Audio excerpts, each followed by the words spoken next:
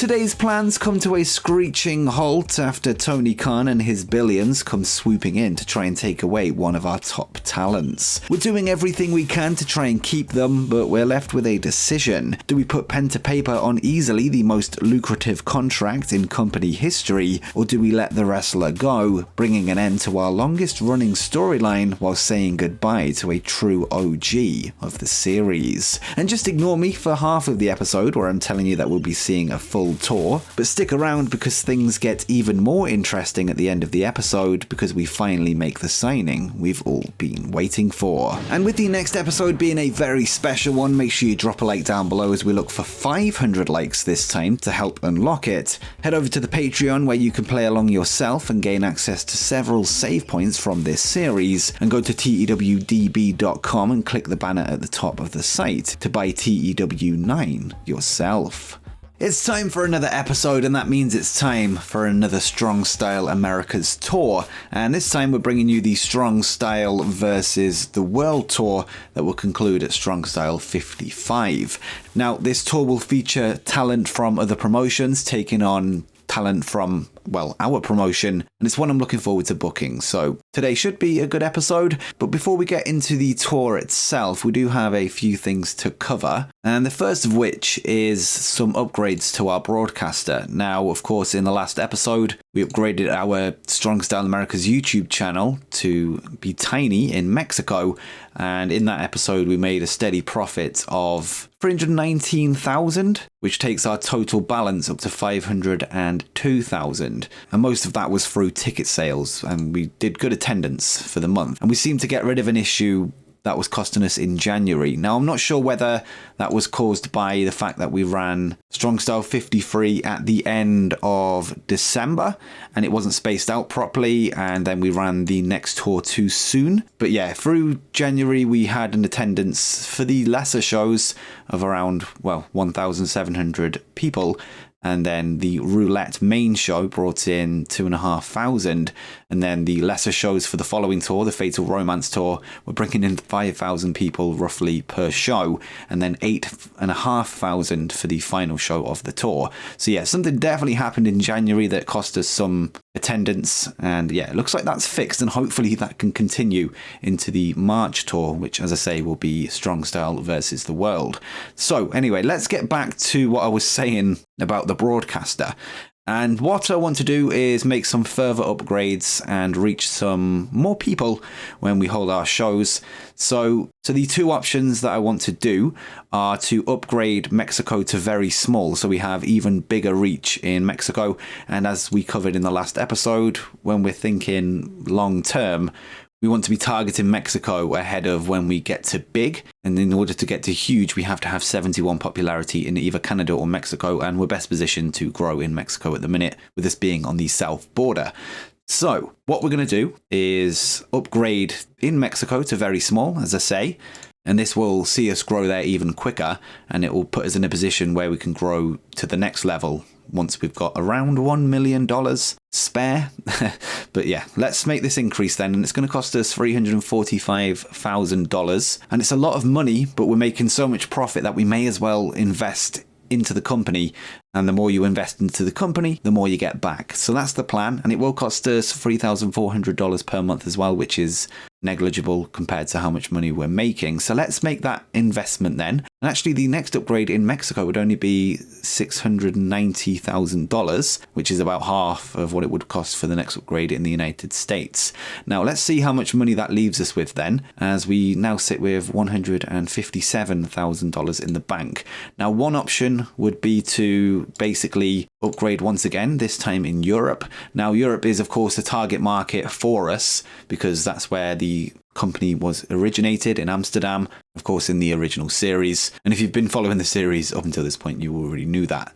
So do we do it now, or do we wait until next month? Or do we just save up for this 1.2 million and invest once again in the United States to get even more growth there? What I think we're going to do is just do it. And we're going to invest in Europe and actually finally start to grow there. So let's do that then. And it's going to cost us $92,000 off the bat and then $4,600 per month. Now we're going to start to see these production costs go up and it will slowly start to accumulate, but I think we're okay for now. So let's get that done. And the next upgrade to go to very small will be $460,000. So yeah, that's one to consider going forward. But yeah, these are the three main target audiences for me right now. Of course, Europe being the homeland, Mexico being the one that we need for huge, and United States, of course, that we need for any other growth for the company. So the goal today is to get even closer to that 59 popularity in the Mid-South, if not reach it. I don't think it's going to be possible, but it just depends how good the shows are and how much we grow in the episode. And of course, we also need to get one step closer to 35 in the Southwest or the Southeast, but it's looking ever more likely that the Southwest will get there first. So that's where we're going to be holding Strong Style Propaganda, and then we'll fly back over to Texas and hold the main tour there. Of course, to make the most out of that ticket sales, because if we held the show anywhere else, we wouldn't be selling as many tickets and making as much money. So that's the plan today. But we do actually have some more things that we need to do before we get into the tour, now that we're still on the first day of the month. And the first thing I want to do is to sign a second referee.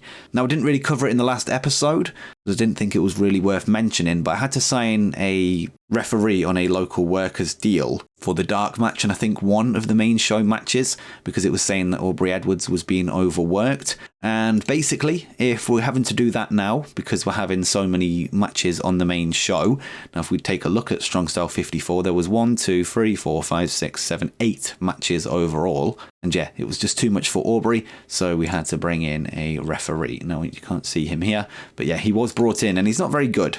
And I only had the options on the local worker screen to choose from. So what I want to do, as I say, is bring in a second referee to help even the workload. And there is somebody that I have in mind that I've already been looking at. So if we go to refereeing and filter it to 90, set it to higher, and go from there, you will see Steve Linsky. Now, of the options available to us at this kind of level of refereeing, he has 95 refereeing actually. He's the only one that's unemployed. Actually, apart from Black Terry, who's in Mexico, but he's 76 compared to Steve's 54. So age-wise, it makes more sense to bring in Steve, because I think Terry would probably be on the cusp of retirement at some point.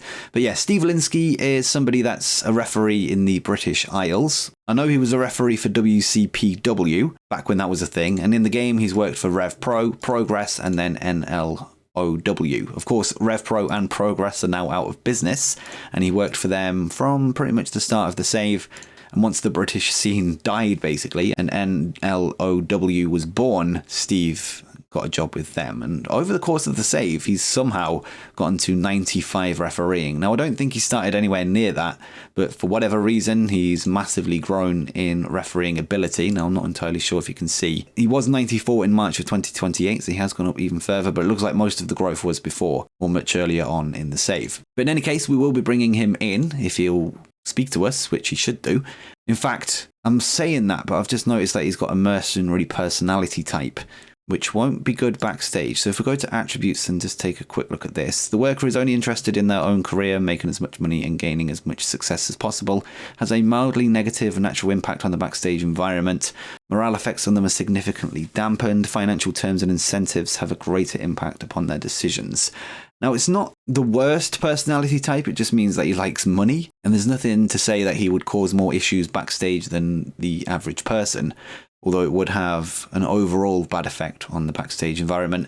But I think overall the locker room's happy enough to counterbalance that. But first we have to make sure that he'll work in the United States, as he's currently not active here. And if he says no, then this whole segment has been a waste of time. So let's ask, and I would like you to consider being open to work in the USA. And he actually said no. Okay. What about Black Terry then, the 76-year-old on the cusp of retirement referee? He doesn't work in the United States either, so we're going to have to speak to him.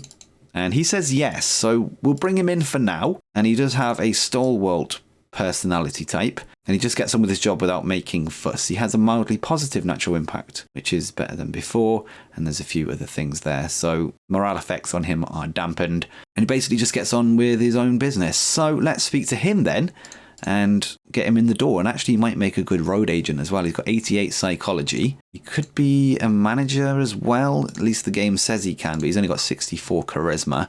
So I think we're actually only going to bring him in as a ref. We don't really need road agents. So that will be his role going forward for at least as long as he's active. I don't think he's going to be active for much longer. But once he retires, we can then speak to Steve again, or maybe someone else would have been released from AEW or WWE or somewhere else. And then we can speak to them when the time comes. So what we're going to do is offer him a written contract. And I'm not sure whether to make it exclusive, because I've got a feeling that other companies are going to want to work with him now that he works in the United States. So actually, yeah, we're going to make it exclusive, and we're going to make it a 1-year contract. So we're not massively committed to him, but then we can sort of renew it on a rolling basis. And we'll go with the 400 that he's already asking for. That's not a bad price at all. And due to his declining physical ability, okay, so we're just going to make it so he's never involved in in-ring work. Or should we just say exclusively referee? Or if we do never involved in in-ring work, that keeps our options open. Should we need an emergency road agent? Yeah, okay, we'll do that. Never involved in in-ring work. And we have to pay his travel as well, unless we speak to him about moving to the United States. So let's do that. Move closer to Strong Style. And he says no. Okay, so we will have to cover his travel from Mexico, which I believe will be $100. So let's go with that and make the offer, and he's happy to sign. And another thing I want to do is find a client for AJ Mendez. So AJ currently has 2 clients, one of them being Miranda Elise and Lavaniel, as we're testing out different people with her. So we're going to take both of them off, and we're going to try and test her with somebody else. What I want to basically do is try and find some great chemistry, or excellent chemistry, or even good would do.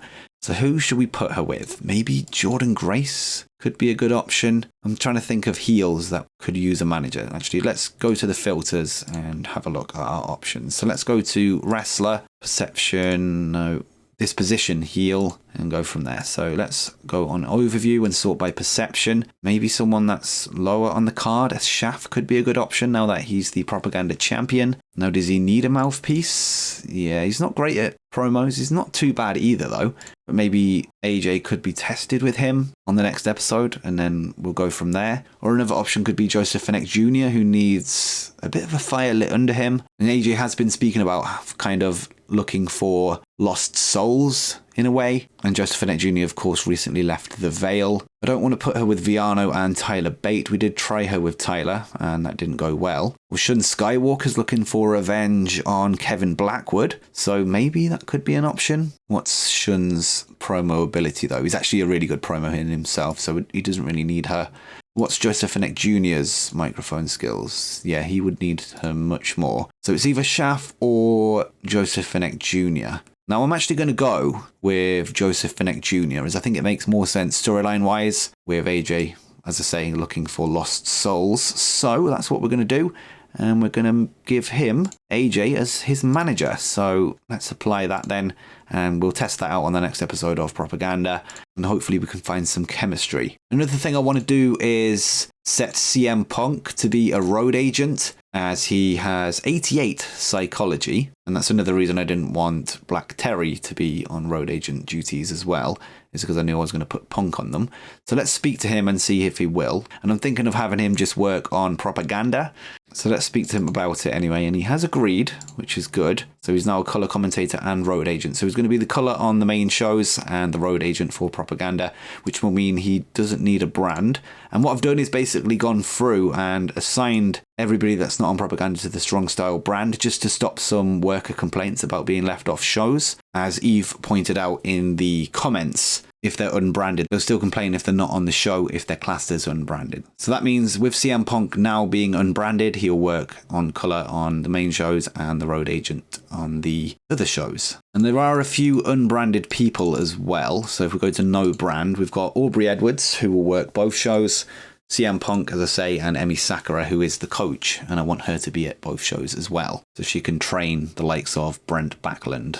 So what we're going to do then is skip forward to the next episode of Propaganda and get that Black Terry deal signed, And when we're on the day of the show, I'm going to go in and try and fix some of these morale issues, because you can see here, as I was saying, there have been left off show worker complaints because of the brand split issue, and some of them were set to unbranded, and they still complain if they're not on a branded show. So if they're on the Strong Style brand, they shouldn't complain that they're not on propaganda anymore, hopefully. If not, I don't know what to do. But in any case, let's get forward to the show, get Black Terry signed, and then once we've ran propaganda, we can bring in some new talent ahead of the Strong Style versus the World Tour. So let's go forward. Right, so we can officially sign Black Terry, and that deal is now done. And that means we can now go forward to the show. So let's do that. Okay, so we've come back and we have some problems that have hit us. So we have some offers for some of our talent, and it looks like we've came back just in time to deal with some of them, but not all of them. So Kylie Alexa has been offered a contract by AEW. Device to continue. So Kylie Alexa has been offered a contract by AEW, and she's not actually with us at this point, but she was kind of someone that we were looking at potentially bringing back in. But she's now been signed by AEW, as I say, and been sent to Ring of Honor. Now, that's not all, though, because Exulua has been offered a contract by AEW. Somebody that we can't really use because of his schedule with CMLL, so it's not the end of the world. And also TNA have made a contract for Exulua. But we also have AEW making a contract offer for Tyler Bate. Now, we've been building up an entire storyline based around Tyler Bate right now, and he is currently working alongside Viano Free Jr. after being booted from Hate. But it looks like we've just about made it back in time to be able to make a counter offer. Now, it's going to cost us a lot of money, I think. So if we look at his profile, it would cost us around, well, minimum $17,000 a month to be able to speak to him. That's assuming that AEW have offered him a per month contract. So if we go to view rival offers, they've offered him an exclusive written contract, $15.6 thousand per month on a 4-year basis. This is with 30% bonus per event as well, 25% merchandise cut, and a signing bonus of $17,160. Now, I wouldn't normally entertain a counteroffer for that kind of money, but we are making a lot of money right now per month. And again, last month we made $319,000. So if you think about it, $17,000 of that isn't a lot of money. And it also means that we can continue on with what it was supposed to be the main storyline of the company. So I will be actually offering what will be a record for the company in terms of salary. And we're going to try and fight AEW to try and keep him. Now, I'm not guaranteeing that we're going to be able to, because we're going to have to offer a lot more money than they are because of their popularity in the world. So we're going to try and match this offer as much as we can. So we're going to go with 4 years, 25%. Now, do we go with a 30% per event bonus? All our shows are events. I'm not sure whether that would be a good idea. And we're going to try and offer him a signing bonus at least, though. We're going to offer him a $20,000 signing bonus. Oh my God, I can't believe we're doing this. Now, if we go to profile and take a look at his match history, he's actually been doing pretty well recently in terms of ratings. And again, that's another reason why I want to keep him. So if we look at his last match, he got an 81. And I think he is somebody I'm pretty invested in storyline wise. So again, I'm trying to talk myself into this being a good idea. So just ignore me there. So yeah, 16,900 is going to be the minimum, I think. And let's just make the offer and see what he says. So I'd accept these terms, but I have a better offer from other companies. So it is just AEW that's offered him, isn't it? Actually, Defy have as well, exclusive written. They've offered $19,340. MLW have offered a per show contract. Oh, God. Okay. So Defy have actually offered more money than AEW. So what about $20,000 per month? I can't believe we're doing this. Let's see what he says. I'd accept these terms, but I have a better offer from other companies. Okay, so how about a 5-year contract? Again, the same thing. What about a 3-year? Would that be better? Nope. I think the most I could go to is probably 25,000. And again, he's one of the OGs from the original series. He was a big part of the plans when we started this series in terms of him actually being a goal to sign back. Okay, I'm going to try 25 plus the $25,000 bonus. and go from there. I'd accept these terms, but I have a better offer. It looks like he might be gone, guys. I'm going to say special attraction, see if that makes a difference. No. What about just to test the waters, 30,000? Because I don't think I would go anywhere near that. Yep, I've got a better offer. How about 35? And now I don't know if I'm actually going to make this offer, but we're just going to test it. Yep, I'll accept these terms, but I have a better offer from other companies. 4 years? 5 years? No. Wow. Maybe we have to offer 10% for events. He's still got a better offer, apparently. How about we up the bonus? How about we go 50,000 bonus? He's still got a better offer. That is mad, that. Maybe it is because of the bonus that AEW are offering him. And obviously because they're more popular. Okay, so it looks like he might be gone. We'll try and cover travel, even though that's negligible. Okay, he'd accept these terms and it's one of the offers he'd seriously consider. Right. How about we up merchandise sales to 40%? Okay, so it's still one of the offers he'd consider. Actually, let's look at what offer he is considering. So AEW's offer is being seriously considered. Defy's isn't, and MLW's isn't as well. So it is only AEW that we're currently competing with for Tyler Bates' contract. I'm going to change it to 3 years and 40,000. And then if he goes, he goes. And we're actually also going to up merchandise to 50% as well. Let's make the offer. I'd accept these terms, but I have a better offer from other companies. Now, is that because I put less years? So let's try 4. Okay, how about 5? I'd accept these. That'd be one of the offers I'd consider. Okay, let's go one of our icons as well for intention. And we're just going to have to see what he does. I really, really don't think I'm willing to actually offer this contract. It's so much money. It's like, saying that though, it's going to be $480,000 per year, basically. And we make that, or we will be making that soon in a month. And again, Tyler is a main character. He was in the storyline and I was looking forward to actually booking it. Do we just offer the world? But then are we setting a precedent for the future where we're going to start making these mad offers? Will it inevitably get to a point where we're going to have to start offering monthly contracts anyway at some point? Right. Final offer. $75,000 signing bonus. $40,000 per month. 5-year contract. I'd accept these terms and it would be one of the offers I'd seriously consider. Right. I'm going to go 45.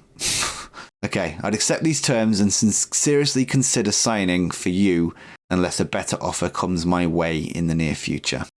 Now, we've got him to agree to the contract. That's before AEW counteroffer, so it might once again become even in terms of interest. But for now, we have made the better offer, and as it stands, he would sign for us.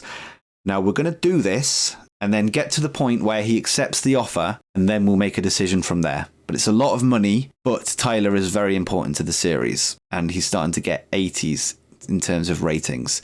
I know a bunch of people are going to be screaming, do not sign this contract because it's so much money. It might have to be done, but we're going to go forward anyway, and we're going to leave that on the back burner. Now we're going to have to check Exulua's offer now as well. So he has an offer from TNA, and I'm surprised CMLL haven't made a counter offer, by the way. They probably have, actually. So let's go to the offers. Oh my God. $136,000 per month for Exulua to AEW. We can't compete with that. We really can't. $96,000 from CMLL, and it's not being considered. And also Big Lucha have made an offer as well that's not being considered. And TNA have made an offer that's not being considered either. So it looks like he's going to AEW for a lot of money. A lot of money. Wow. Okay, fair play to him. I'm not going to counter offer that one. We can't really use him anyway. But he is somebody that we've had our eye on since a long time anyway. I'm not entirely sure when. And he's one of the best wrestlers in the world, and look, he's getting paid. And I don't know how, because he's only worth, according to his profile, $17,000 per month. But fair play to him. He's making an absolute fortune by going to AEW, and maybe they see the potential in him. So that is fair enough, and congratulations to Exulua for securing the future of himself and his family. But yeah, this means, though, that this upcoming tour will be his final tour with us, likely. and it could be the same for Tyler Bate, we'll see. But he leaves the free world, I guess, before becoming tied down to an exclusive contract as the CMLL World Historic Middleweight Champion and the Big Lucha World Champion. So he's had a good run, and maybe we'll see him down the road. But yeah, that's pretty huge for him. And yeah, as I say, fair play to him. He's making a lot of money under Tony Khan. And will we be able to say the same about Tyler Bate? We'll see at some point in this episode. And I did say earlier that I'm going to try and fix some morale issues with some bonuses, actually. But since we might have to spend a bit of money on keeping Tyler Bate, especially with the signing on bonus, then we're going to leave it for now and wait until that's sorted out and see how much money we have in the bank. Or maybe leave it till the end of the month, or at least the start of the tour. But yeah, anyway, let's get into it. Okay, so as for giving people the night off, we're actually going to do so tonight. And we're going to sort this by brand strong style. And I'm going to pick out somebody that's going to make a special appearance tonight as the main event. And of course, we had Pac recently. I think we recently had Jordan Grace as well. Kevin Blackwood's defended his title recently on the show. And I think we're actually going to go with Alex Kane. I think that's a good option. And we might make him defend his belt tonight. So let's keep him around, but give everybody the night off. So I'm going to go through and do that and keep only the people that are unbranded and on propaganda. Okay, so there we have it then. And let's go forward. And for venue then, let's see how much we're going to have in the building tonight. Now, we do actually have the chance to host the show in the Mid-South. Now, this might be the play just for this month, actually, because this would cover Tyler Bates' signing on bonus at least. The only issue is, will it be too many shows in a short space of time in the Mid-South, and will it kill the market ahead of the Strong Style versus the World Tour? I don't actually think it's going to, because if you remember when we were looking at it in the past, it's if you have too many shows within a 14-day period, which we had for the month of January and the end of December. But that isn't the case here because we haven't had a show for, 2 weeks at least. And we're not going to have a main show for another 2 weeks. And in between that, it's only lesser shows. So we're actually going to take the risk and host tonight's propaganda in the Mid-South, get this money from the gate and use it towards keeping Tyler Bate rather than going to the Southwest and expecting, much less people. So I think that's the play just for this month. And as I say, we've got a fight on our hands with AEW to keep Tyler Bate. So that's what we're going to do. And I also think we might need to start offering some more exclusive contracts to some of the talent. And we're going to have a look at that after this show as well, at the same time as signing some talent for the upcoming tour. So let's pick a building then. So we're expecting 6,993 people tonight, which means we need to lower our expectations for a venue. So we're going to go with between 6,000 and 8,000. And let's take a look at the options. Now, one thing to keep on brand could be to hold the show in a different state. Now, there are some options on here. So you've got a venue in Denver, you've got a venue in Oklahoma, you've got a venue in New Mexico, and one in Kansas as well. Now, in terms of capacity, what's the closest one to what we're expecting? So I'm actually going to lower this to 7,000 as well. So we've got two options. The First Bank Center, which would sell out, but we'd miss on around 400 tickets. Or we can go with the 7,000 capacity South Anastar Center in New Mexico, which has higher importance than the First Bank Center as well in Denver. So yeah, we're going to go with that. We're going to run this show in the South Anastar Center in Rio Rancho, New Mexico, in Albuquerque. So actually looking at it, this is a bit of a typo in the game, as it should be the Santa Ana Star Center, and it's actually now called the Rio Rancho Events Center. So I might fix that in the in-game editor, I'm not entirely sure. Now let's get into the nitty-gritty of the venue itself. And the New Mexico Runners, which is an indoor soccer league team, host their matches here, as do the indoor American Football League team, the Duke City Gladiators, which appears to be the nickname of Rio Rancho. And it's an impressive looking building, to be fair. And from what I can see, WWE do from time to time host house shows here. And actually Saturday night's main event in April, so next month in real life, will be in this building. And AEW were actually supposed to appear in this building in 2020 before the world shut down. And they're actually set to make their actual debut this year. So that'll be happening in the next couple of months. But it's safe to say that wrestling has happened in this building, and more will be going down tonight. So let's select this venue then and skip forward. And of course, all broadcasters will be used as always. And for booking team meeting, let's grab some creative finishes. And we've got one for Exulua. Okay, we'll keep it. It's a near certainty. Will it ever be used? Who knows? We've got another one that's a near certainty for anyone. And we've got another near certainty for anyone as well. So that's good to see. And we haven't got any points left. We've got 21 left. Nothing we can spend though. And as for locker room incidents, Justin Kyle has turned up and requested to be allowed to hang out backstage. He's a driven personality type. Now, will he have any negative impact on the locker room?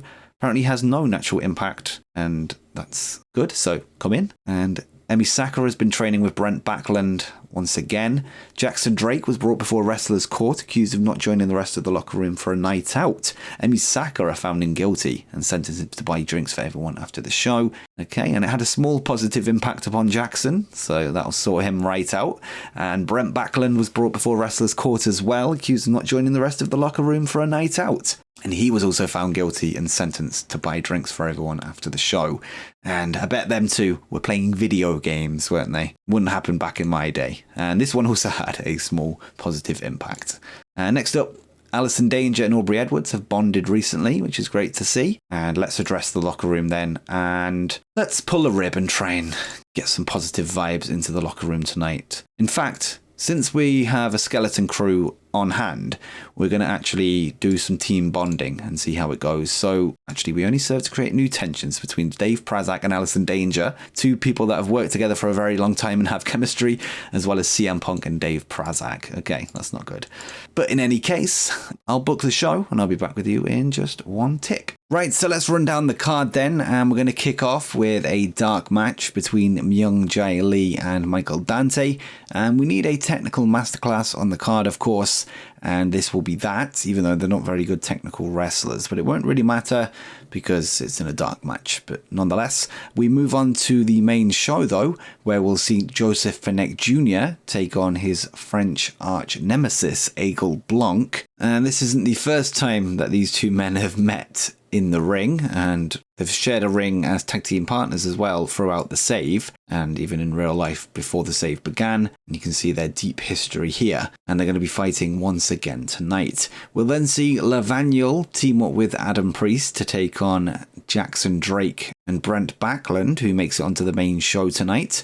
And Jackson Drake will be seeking revenge on Lavagnol, who interfered in the Propaganda Championship match last month, with Lavagnol feeling like he should have been part of that. And then Alex Kane will put his heavyweight championship on the line against the two heavyweights of the Propaganda brand, Schaff and Bojack. So that's the card for tonight, and there's no promos, and we're just going to go purely match oriented tonight, and we'll see how it plays out. So let's get into the first match then, and we've actually found some great chemistry here between Myung Jae Lee and Michael Dante as they pull off a 47 in this dark match, as Michael Dante, the former heavyweight champion, defeats Myung Jae Lee in 15 minutes 26 with an air raid crash. And overall, in terms of performance, Myung Jae Lee actually was the better man with a 52, and Michael Dante there with a 47. But in terms of standing within the company, it makes sense for Michael Dante to win this one, given his history.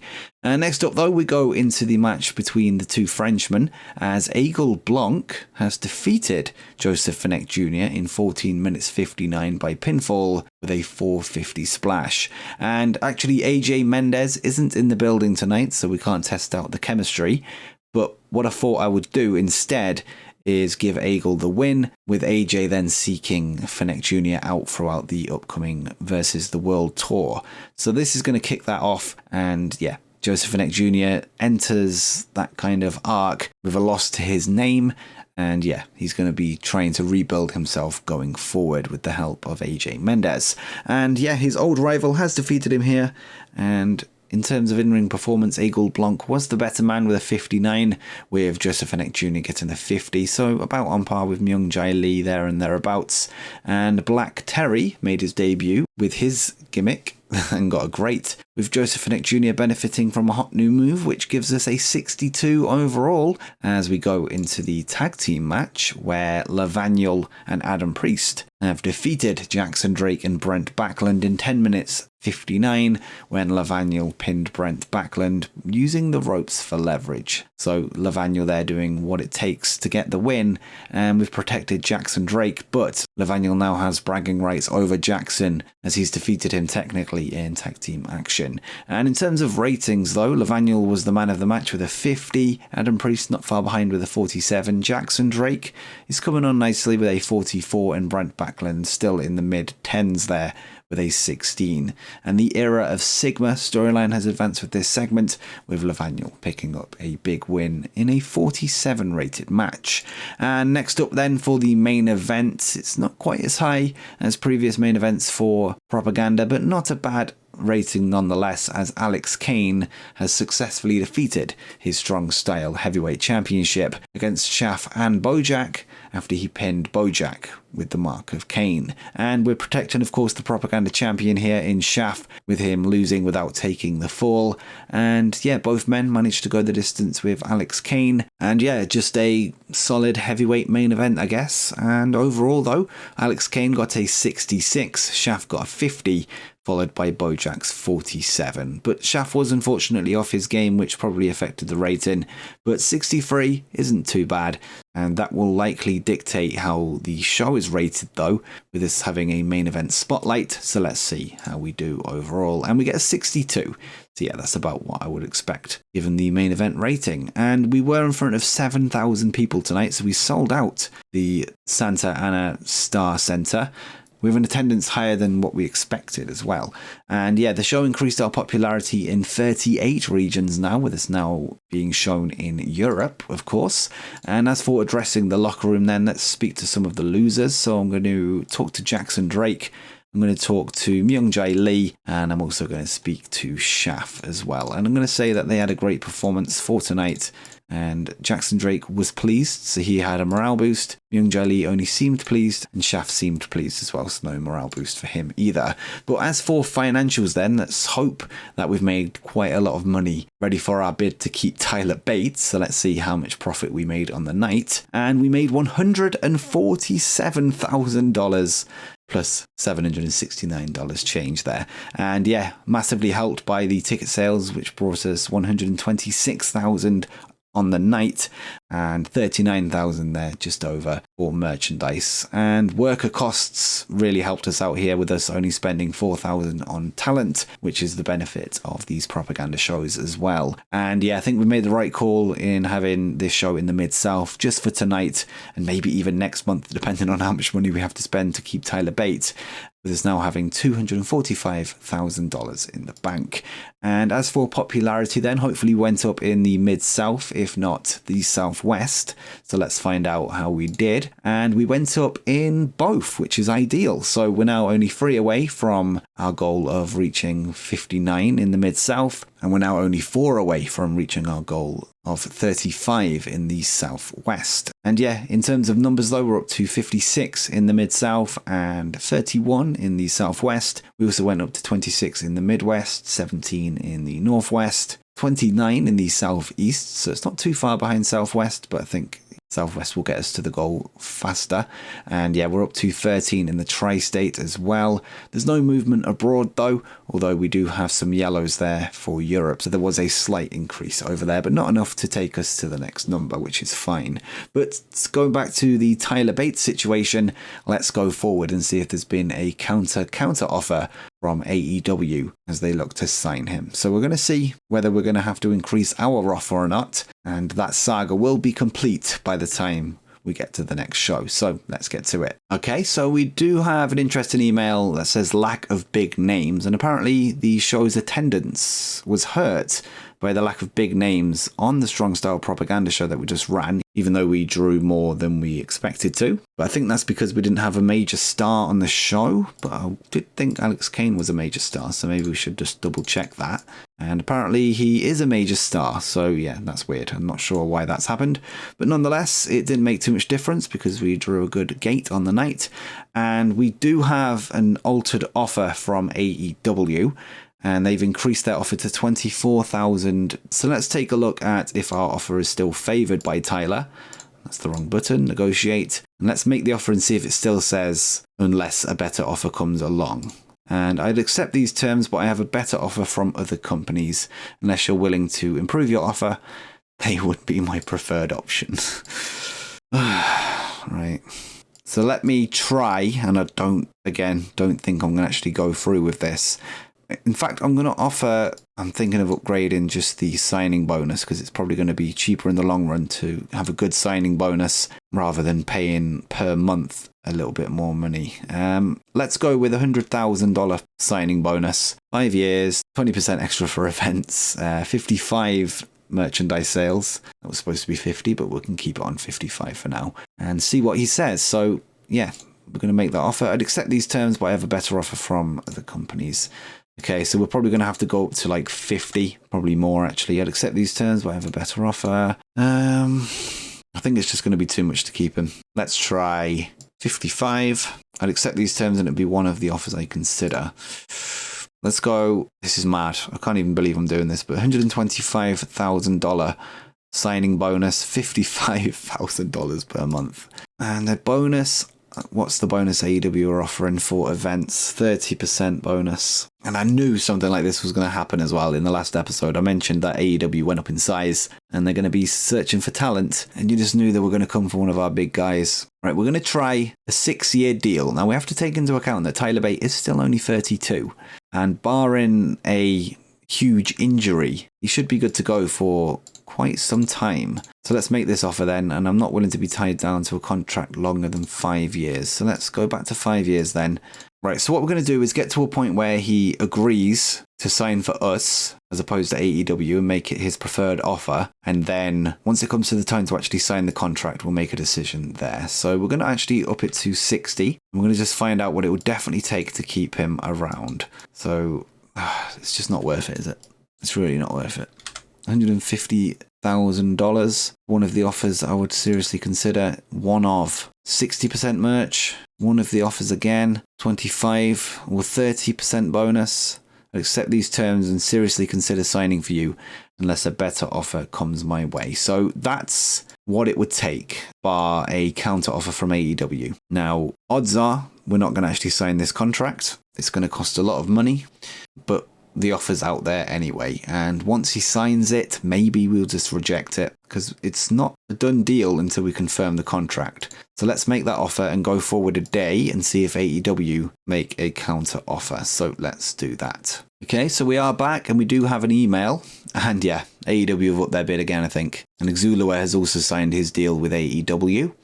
So that means this tour will be his last. And does he prefer AEW's offer now? And accept these terms and seriously consider signing for you unless a better offer comes his way. So he still prefers our offer then. So yeah, we'll leave that offer on the table then. And that means he will stay with us if we choose so, at least as it stands. So let's just go forward day by day and get to the decision point. Okay, here we are then. And we have gone forward a few more days. Actually, let's take a look at this AEW contract offer. So AEW are trying to keep Rey Fenix, but we're not here for that. We are here for this moment here. Tyler Bate. The guy is an OG of the series from the Amsterdam era. He is the first ever Strong Style Junior Heavyweight Champion. Was the only Junior Heavyweight Champion of the Amsterdam era. He's now part of one of the biggest storylines in the company between him and Viano Free Jr. At the minute, they are now side by side in the True Hate storyline after months and if not years of build. And now he might be going to AEW unless we pay $60,000 per month, $150,000 signing bonus, and we're going to be committed to that $60,000 for the next 5 years. Every time he appears on an event that isn't a TV show, you'll be getting 30% of his monthly fee. So that's an extra $20,000, which will eat a lot of our profits on the night. But on the plus side, we make a lot of money in the company when we don't spend it all on upgrading our broadcaster. So, for example, even a month that we spent $69,000 on an upgrade in February for the broadcaster, we still made $319,900. And had we not made that upgrade, it would have been closer to $400,000. So if we do the maths again, so it's going to be $60,000 per month, and assuming he appears on 3 shows a month, you'll be getting another 60, so it's going to be $120,000 per month at that rate, plus the 150 off the bat, so $120,000, a quarter potentially of our revenue. Now there is a way that we could justify it by continuing to run propaganda in the Mid-South for now and kind of targeting towns that aren't in Texas but are in the Mid-South. That way we get the attendance and the money we need to justify this move until we kind of get to the point where we're making money hand over fist anyway. Tyler Bates, are you worth it? 81 technical, 73 puro, so he's literally perfect for what we need. Psychology 79, there's work to be done, but he's only 32. He's got 90 basics, 86 safety, 94 stamina, 79 selling. He lacks performance skills. That's one thing that he doesn't have. But in the ring, he's solid. His last match for us, he got an 81. I think that was the first time he got above 80 actually. So there's signs of improvement. Before that, he got 73. Before that, he got a 67. So what's his consistency? Is that an issue? Consistency 80, so not really. Let's go to his match history again and see what he's getting for other companies. So for MLW, he got a 73. For Defy, in a recent championship match against Nick Nemeth, he got a 78. So again, verging on the 80s there. Another match for MLW, he got a 71. So yeah, it is very up and down in terms of ratings. But in terms of lore of the company, it's quite important that we keep him. But is that lore worth a quarter of our current profit? I said revenue before, it's profit. My heart's saying yes, keep him. My head is saying no, don't do it. So what I'm going to do, actually, I'm to add a bit of drama to this video. It's quite late now, so I'm going to stop recording. And I'm not going to make a decision until tomorrow. And then, well, it's not going to be that long for you, but for me, I'm going to give it a few hours, sleep on it. We'll see what happens. So, see you in 1 second. Okay, so we are back then, and it's actually been 2 sleeps since I last recorded. And that's because it's been, well, a very difficult decision. And not just that, I've had to basically rearrange the plans, well, for the series, I guess. And one of the main storylines that's been going on. And yes, that does mean that I've decided Tyler Bates will not be staying with Strong Style Americas, and he will be going off to AEW because I just cannot justify this kind of money for one talent. And I did make a community post about it, and the general sentiment was that it's just not worth the money. And I think I was edging towards that decision anyway, and the only reason I didn't want to is because, well, I wanted to finish the story, as some may say. So what I've basically done is put plans together to finish that story within the next month. So here's the plan. We're not going to have any more shows today on this episode, even though I've been speaking as if we're going to be doing the Versus the World tour, but that tour will now be in the next episode. So we're going to have Versus the World night 1, night 2 and night 3, followed by Strong Style 55, I believe. And then either at the end of that episode or in the start of the episode after, we're going to be running Strong Style True Hate to conclude the story. And that show will replace Propaganda for the month of April. But I've mostly just condensed down what was already going to happen into a nice bite-sized storyline over the course of the next month. And Tyler Bates should be able to make it onto the April 10th show, considering he's signing his AEW contract on March 19th. But that doesn't mean this episode's over, because we do have some things to run through, and it relates to the rest of the roster. But first, we're going to have to go in and unfortunately withdraw this offer for Tyler Bates. And assuming he makes 3 appearances, never mind 4 or 5 per month, it would be $120,000 per month. 140 were he to make 4 appearances, 160 were he to make 5 appearances per month. And at this stage of the series where we're really starting to make some good money and we can invest that in broadcasting, it's just not worth it. And we've got a good compromise as we're going to finish the story in the next episode. So sorry, Tyler, but I'm going to have to withdraw this offer. And it says that, but we won't be able to restart negotiations because he will be joining AEW. So let's unfortunately do that, as much as it hurts. And now I want to pull up the good old spreadsheet that we've seen throughout the series. So here is the fully updated roster sheet on the spreadsheet, and this gives us a rating based on the stats of each wrestler. So of course for Mayu Iwatani, we've got her best in-ring attribute being 90, the psychology being 93, as well as all the rest of her amazing stats, makes her our best wrestler when taking into account microphone and star quality, as well as the in-ring ability of all of our wrestlers as well. And in terms of that, you'll see here that part of the decision why we've let Tyler Bate go is because he's all the way down in 10th for total, and he is also only 8th for just in ring, so excluding star quality and microphone.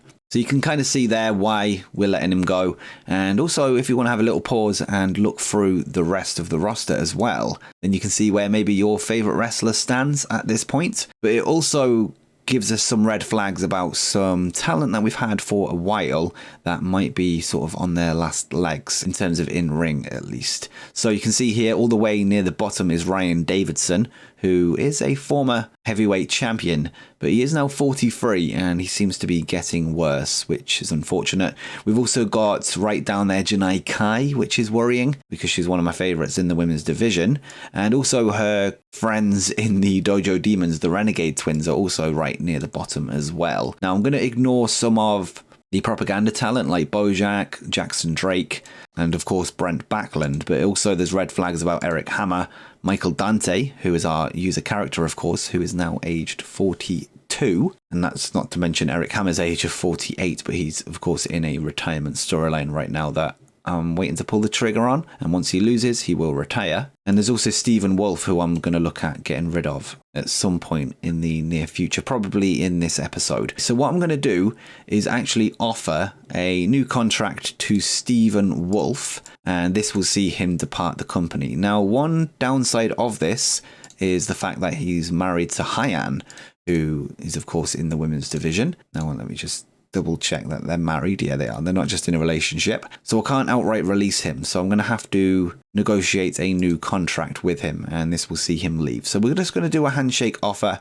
for 1 month with 1 appearance. So the next time he wrestles, or in 1 month's time, if he doesn't wrestle, he will leave the company. So let's get that done then. I think he wanted 10%, so we'll go with that. And I think for now, we're actually going to leave the Renegade Twins on the roster, even though we no longer have a women's tag team division, which I think will ultimately result in their departure unless they can stand out in their own right. But for now, I think they will be leaving the company soon, but I want to kind of write them out of the Dojo Demons first. And actually, speaking of the spreadsheet, I've also updated all of the individual ratings for every show, and here are the current statistics for the roster, and we'll break it down by each division. So if we start with the women's division, I actually want to see where Janai Kai falls in this, considering she's near the bottom of the other screen. And she actually isn't anywhere near the bottom, to be fair. The Renegade Twins are, though, here, as you can see, with an average form, which is their last 5 matches, of 50.6 for Charlotte and 47.8 for Robin. So if we were to keep one, it would probably be Charlotte, but I think both of them will be leaving soon. Also, red flags for Thunder Rosa, who is getting worse. You can see her average overall is 56.6. Her average over the last 5 is 53.8, which gives a difference of minus 2.76. You can see, though, big improvements for Miranda Alize in terms of her form compared to her overall average. The same for Janai Kai, actually, despite saying earlier that there was some red flags about her, and maybe she isn't as in the drop zone as I thought she was. Hyan is also improving quite a lot. Trish Adora as well is up by 8.54. Killer Kelly is still getting better, and Mayu Iwatani was so good at the start that the only weight is down for her at the minute, but I'm sure that will stabilise in the coming weeks. And Jordan Grace as well is right up there in terms of the women.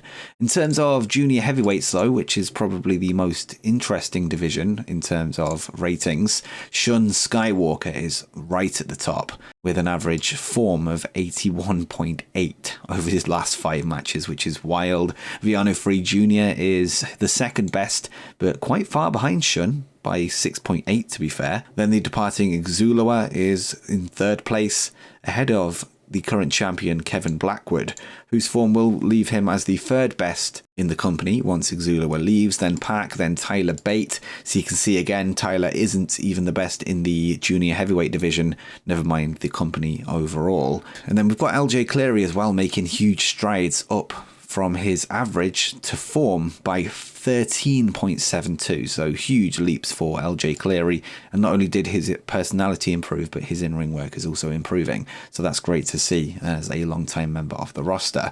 And now let's take a quick look at the heavyweights, if you're interested in that as well, and the best in the division on form right now is actually Matt Riddle with a 70.6, with the heavyweight champion Alex Kane just behind with a 66.6, which is a scary number to say the least. And then Ryan Davidson's actually still right up there. So the individual ratings screen seems to disagree with the skills screens. So I guess that does prove that this isn't an exact science. It's kind of just a rough guide to see where we're at. So in terms of individual ratings, there's no real concerns over Ryan Davidson going forward. So that's kind of it for departures for now. It's just going to be Stephen Wolf leaving. And we do actually have some other things that I want to do. And that is to find Brent Backlund somebody to manage. Now, what I'm thinking is not only having him wrestle regularly to get the experience, and he's already up to 1 experience in the ring, but as I was saying, I do want to find him somebody to manage because he has 92 charisma, and if we can put him at ringside kind of as a protege of somebody that's on screen, he can kind of get the rub off them as well. And he has 92 charisma, which makes him a good manager. So we're actually going to ask him if he wants to be a manager and then find him somebody to basically hang around with. And as I say, get the rub from. And with him being what is an amazing manager for the game, he should increase in popularity quicker because he'll be doing such good work at ringside. So what we need to do is find a baby face, somebody that's somewhat of a veteran of the company as well that you can hang around with. So we're going to do wrestler, disposition, face, and then go from there. So let's sort by perception. So we've got a few options actually. So I think Ryan Davidson would be a great choice, especially with him kind of winding down his career, and he could pass the torch to Brent Backlund if Brent ever gets to that kind of level. Also, Marshall Von Erich could be a good option. Other than that, everyone's kind of either not kind of old enough to be a mentor or not really fitting his style, such as Gran Dorado wouldn't be a good option. Michael Dante wouldn't be because he's already got hate, and I don't want Brent to join that faction. So I think we're going to go with Ryan Davidson. So I've set Brent to be his manager then, and that'll be the plan in the coming months, and hopefully, as I say, Brent can increase in popularity through that, now that he's got a new mentor. And also another thing I want to do is go through and give some bonuses and use some of that Tyler Bate money that was going to go towards Tyler Bate in making our locker room happy again. So I've made a couple of mistakes in terms of morale recently, one of which is that I didn't have the non-propaganda brand on the Strong Style brand. Means they were expecting to appear on propaganda. So if we go on Alex Kane, for example, you can see here that he's upset that he missed the January and February show. And this was pointed out in the comments by Eve Unknown as well. And I thought talent that were unbranded wouldn't expect to be on a branded show, but apparently not. Now, had he been on the Strong Style brand, this wouldn't have been an issue. So we're going to give him a small bonus, and we're going to do that for everyone that's unhappy here, and hopefully we can turn it around. And also another thing is I didn't have everybody on Strong Style 54 that was a major star. So I think the likes of Miranda Elise, actually it wasn't Strong Style 54 that she missed the roulette. And because she's a major star, she expects to be on all of the major shows. What I thought was it would be okay because she was on a lesser show before that, on the Road 2 shows. But apparently it doesn't matter if they're on the lesser shows, they want to be on those main shows. So yeah, as I say, that's another mistake I've made, and we've basically upset a few people, and we're going to go through and give some bonuses. So let's give $2,000 to Alex Kane, and hopefully we can make him happy, and he is. And I think we're going to leave Aubrey, and we're just going to focus on the in-ring talent for now. The same with Emi Sakura. So actually, let's change the filter to wrestler. So next up is Janai Kai, and we're going to offer her 1,000 to start with. And apparently that's enough to make them happy. So we're going to do that going forward. And the same for Jordan Grace. She missed a show that she wasn't happy about, and we're going to give her a bonus. The same for Killer Kelly, so let's give her a bonus. Marshall Van Erich is another person that's not happy with me, and he's now happy. Miranda Elise is another one, so let's give her 1,000. Pac is one more that's unhappy, and he's pleased now. Ryan Davidson is another one, so let's give him the bonus. And finally, let's give a bonus to Trish Adora. And that means then that we don't have any unhappy wrestlers anymore, and we do only have unhappy non-wrestlers. So maybe we try and give them a small bonus. Let's go with 1,000 for Steve Austin. Apparently he's pleased. Emi Sakura is annoyed, so it might take a little bit more. So we're going to go with 2,000, and she's still annoyed. Okay, and I think Aubrey Edwards we've already given a bonus to, because she's actually unhappy because she was removed from the inner circle. So we're going to try one more 1,000, and yeah, she's still annoyed. So we're going to leave those two. So Emi Sakura and Aubrey Edwards will be worked on over the coming months, but we're pretty much clear of morale issues at this point. And I don't see anything actually about Tyler Bate leaving in 30 days. Maybe we have to skip forward a day in order to trigger that piece on this screen, and in order for him to sign his AEW contract. And I'm guessing AEW would be offered the chance to accept the contract offer, which would probably happen tomorrow. Let's skip forward to tomorrow and check that that is the case. And there we have it then. We do have confirmation that Tyler Bate is leaving for AEW on an exclusive written contract, so all the best to him. And we will track how he does in All Elite Wrestling going forward. And you can see there, he's even got the picture behind him already. And he will be leaving us on the 19th of April, which means we will have time to do that schedule that we mentioned earlier. So let's actually book that in, ready for the next episode.